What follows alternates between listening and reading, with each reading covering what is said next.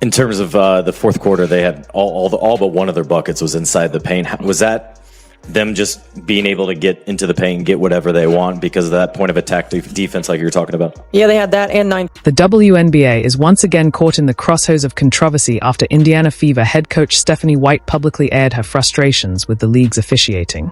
This came in the wake of a crushing 89-87 loss to the Los Angeles Sparks. A game that felt less like a defeat and more like the culmination of a season riddled with missed calls, uneven officiating, and squandered chances. For the Fever, it wasn't just another mark in the loss column. It was the latest chapter in an ongoing saga of officiating woes that continue to haunt their season. In the world did I just sit through? What did I just witness? I'm pretty sure I just had years shaved off the back end of my life. What a tough, ugly watch this game was, and on top of it, they lost. They lost. Saturday night's showdown at Gainbridge Fieldhouse added yet another chapter to the WNBA's growing officiating crisis, as the Fever once again found themselves on the receiving end of calls that would make any coach question the integrity of the game. LA Sparks just got the spark versus the Fever for some reason, man. But the Sparks always have matched up well with the Fever since last season, man. Tough ending for the Fever girls. Just some missed free throws, some questionable shots. Could have got it, man. Close game. I ain't even mad. The intensity is there, man. This team, if they can keep up this intensity, is going to be real nice when Caitlin. What should have been a statement win for the Indiana Fever turned into a brutal reminder of their season-long battles with late-game execution and inconsistent officiating. Holding an 87-83 lead with just 1:43 left on the clock, the Fever looked set to notch their first 3-game winning streak of the season. Instead, they crumbled in crunch time, going scoreless down the stretch and missing their final 5 shots as the Los Angeles Sparks closed on a crushing 6-0 run to steal the victory. This doesn't feel good, does it? After riding high after the last few games, beating the Wings, beating the Lynx, beating the Aces, looking pretty good doing it, we go up against the Los Angeles Sparks. Nice, Los Angeles Sparks. Last time we saw you guys, we were beating you down for a majority of the game, and then Kelsey Plum goes off in the fourth quarter. Sparks take the lead and win. This loss hit especially hard because it encapsulated everything that's gone wrong with the Fever's 2025 season. Caitlin Clark, the face of the franchise and the league's biggest attraction, missed her 5th straight game with a lingering groin injury. And yet, in her absence, the Fever had defied expectations, rattling off 3 impressive wins, capped by a shocking Commissioner's Cup championship upset over the Minnesota Lynx. But against the Sparks, all that momentum unraveled in the final minutes, as hope gave way to heartbreak once again. All the stupid haters saying, oh, they can win more without Caitlin Clark. Tonight proved that they need Caitlin Clark. What a goofy play. That last play was horrible. They had multiple chances to win this game, but they lose to bad teams. That's not good. You got to beat the teams that you're supposed to beat.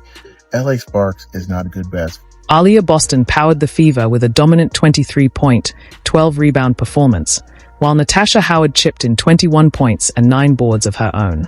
Kelsey Mitchell added 19 points, hitting a major milestone with her 600th career three-pointer and surpassing assistant coach Brienne January for the second most games played in franchise history. Yet, even with these standout efforts, the Fever's recurring Achilles heel, failing to close out games, came back to bite them once more. But Kelsey Mitchell's got it going, and she's been brilliant recently, and Aaliyah Boston continues to have an awesome season. And I love the physicality that Aaliyah Boston is showing, but they weren't able to get it done down the stretch. If you're enjoying the coverage, don't forget to subscribe. The game was once again overshadowed by the kind of officiating controversy that Fever fans have come to expect and dread this season.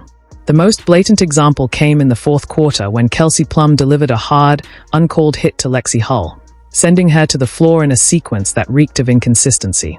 With the outcome still up for grabs, what followed wasn't just a missed call. It was the kind of Bush League behavior that, in any league with integrity, would have drawn an immediate ejection. Instead, it was business as usual in a system that continues to test Stephanie White's patience week after week.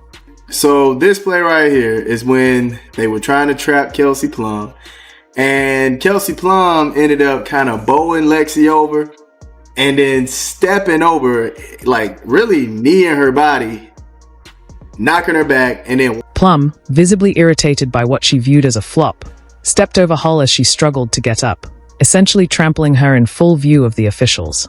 In a baffling display of the same officiating ineptitude that has plagued Fever games all season, the referees inexplicably called a jump ball and let play continue. The moment was so blatant that even casual fans anticipated some form of discipline. Instead, Plum not only escaped unscathed but was later seen on camera berating the officials, again with zero repercussions. The contrast between this incident and how similar actions by Fever players have been handled throughout the season was not just stark, it was damning. cuss out Revs. Look at her. She was saying she flopped. She really flopped. Then she said she effing flopped. That's a effing flop. That's basically what she said right there. Kelsey Plum, man. Kelsey Plum. Yeah, she got away with murder on that one, man. She got away with murder on this one. This wasn't an isolated moment. It was just the latest entry in a growing, well-documented pattern of the Indiana Fever being on the wrong end of WNBA officiating. All season long, head coach Stephanie White has been forced to burn precious timeouts and challenges on calls so blatantly incorrect they border on the absurd. Earlier in the year, White was fined by the league for speaking out after controversial losses to the New York Liberty and Washington Mystics. Her frustration stemmed from what she described as the egregious treatment of her team and the blatant disrespect shown by officials. Time and again, obvious fouls against Fever players are ignored, while phantom infractions seem to appear out of thin air against Indiana. The pattern is impossible to ignore. White is routinely left with no choice but to use her challenge early just to keep the game fair, leaving the Fever exposed when it matters most, down the stretch. Sydney Colson, man, shout out to her, dog. I can't overlook her. 6 points, 5 assists, 2 rebounds with that intelligent block. Like it. 2 of 4 from the floor and then 2 of 3 from the 3. I mean, she was shooting like she was the scorer of the team. She put on her airy bag tonight. For Stephanie White and her coaching staff, the most maddening part of this season has been the blatant inconsistency in how physical play is officiated. When Sophie Cunningham steps in to defend her teammates, she's met with fines, ejections, and league discipline. But when opposing players take cheap shots at Fever stars, they often walk away with little more than a warning, if that. Cunningham's season, in many ways, has become the perfect symbol of Indiana's ongoing battle with officiating bias. The veteran guard has emerged as a fan favorite and a fearless enforcer, especially after her fiery altercation with the Connecticut Sun, which turned her into a kind of folk hero among Fever supporters. The double standard has become impossible to ignore. Cunningham has made her stance clear. I'm going to protect my teammates. That's what I do. I'm a team player. In the aftermath, her jersey sales spiked, and she gained hundreds of thousands of social media followers who admired her toughness, loyalty, and refusal to back down. It's had a lot to do with that. It was a build-up for a couple of years now of them just not protecting, the star player of the WNBA. And so at the end of the day, I'm going to protect my teammates. That's what I do. And I'm a team player, so it's all good. In Saturday's matchup against the Sparks, Sophie Cunningham once again found herself in the middle of a physical exchange, this time with Julie Van Loo during a scramble for a loose ball. Van Loo appeared to grab Cunningham around the neck mid-play, but rather than escalating the situation, both players walked away smiling, diffusing what could have easily turned into another viral altercation. Cunningham's ability to laugh it off not only highlights her maturity but also underscores her deep understanding of what true competitive basketball looks like. The center of the Fever's ongoing frustrations, however, remains the absence of Caitlin Clark.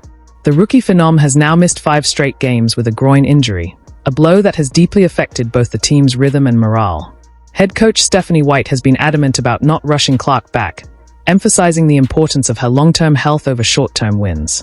We want her 100%, White has reiterated, making it clear that the staff is focused on ensuring the injury doesn't become a lingering issue or force Clark into an early, risky return. It's true. This was a disaster. The Indiana Fever cannot keep losing to teams like the LA Sparks if they're supposed to be a good team. And Rickea Jackson, she just flat abused the Fever in the last 3 minutes of the game. Seriously. Clark's absence has laid bare both the strengths and vulnerabilities of the Fever roster. While the team impressively strung together 3 straight wins without her, including gritty defensive showings against the Minnesota Lynx and Las Vegas Aces, The loss to the Sparks reignited familiar concerns about late-game execution. The timing couldn't have been worse. Just as the Fever were finding their rhythm, Clark's groin injury halted their momentum. But her impact goes far beyond the box score. Before going down, she was averaging 19 points, 9.3 assists, and 6 rebounds per game. More importantly, her presence on the floor alters everything: how opponents defend, how officials call the game, and how the Fever operate in high-pressure situations.